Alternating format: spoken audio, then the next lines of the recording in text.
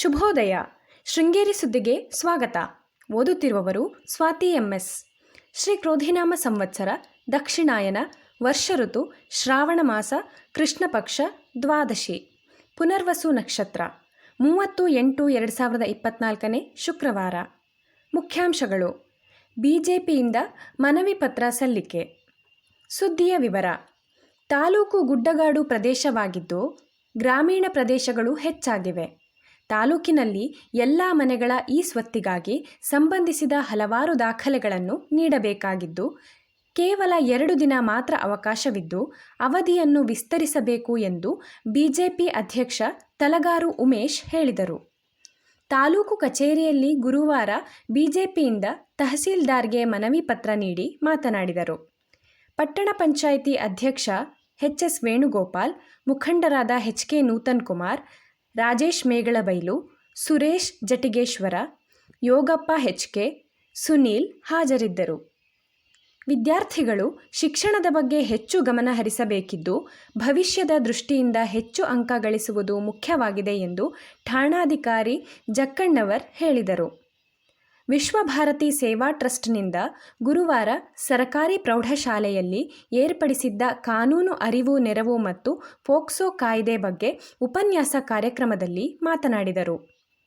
ವಕೀಲ VR ನಟಶೇಖರ್ POCSO ಕಾಯ್ದೆ ಬಗ್ಗೆ ಮಾತನಾಡಿ, ಹೆಣ್ಣು ಮಕ್ಕಳ ರಕ್ಷಣೆಗೆ ಸರಕಾರ ಕಠಿಣ ಕಾನೂನು ತಂದಿದ್ದರೂ ಹೆಣ್ಣು ಮಕ್ಕಳ ಮೇಲಿನ ದೌರ್ಜನ್ಯ ಮುಂದುವರೆದಿರುವುದು ಆತಂಕಕಾರಿಯಾಗಿದೆ ಎಂದರು. ಇದೇ ಸಂದರ್ಭದಲ್ಲಿ ಹದಿಹರೆಯದ ಸಮಸ್ಯೆ ಬಗ್ಗೆ ಡಾಕ್ಟರ್ ಪ್ರೀತಿ, ಸಂಸ್ಕಾರದ ಬಗ್ಗೆ ರಾಜಾ ಭಟ್ ಮಾತನಾಡಿದರು. ಶಾಲಾ ಸಮಿತಿ ಅಧ್ಯಕ್ಷ ಆನಂದಸ್ವಾಮಿ ಅಧ್ಯಕ್ಷತೆ ವಹಿಸಿದ್ದರು.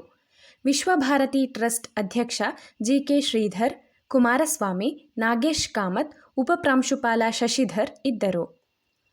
ಚಿಕ್ಕಮಗಳೂರು ಜಿಲ್ಲಾ ಮಟ್ಟದ ಸಂಸ್ಕೃತ ಪ್ರತಿಭಾ ಪುರಸ್ಕಾರ ಕಾರ್ಯಕ್ರಮ ಆಗಸ್ಟ್ 31ರಂದು ಶ್ರೀಮಠದಲ್ಲಿ ಬೆಳಗ್ಗೆ 10ಕ್ಕೆ ಏರ್ಪಡಿಸಲಾಗಿದೆ.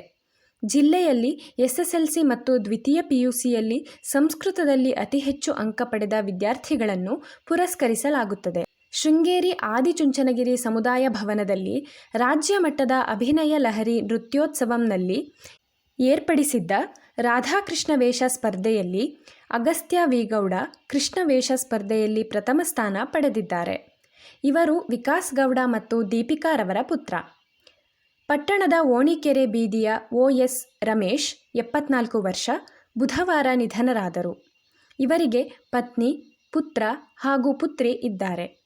ಶ್ರೀಮಠದ ಶ್ರೀ ಶಾರದಾ ಧನ್ವಂತರಿ ಆಸ್ಪತ್ರೆಯಲ್ಲಿ ಪ್ರಯೋಗಶಾಲಾ ಮುಖ್ಯಸ್ಥರಾಗಿ ಸುದೀರ್ಘ ಸೇವೆ ಸಲ್ಲಿಸಿ ನಿವೃತ್ತಿಯಾಗಿದ್ದರು.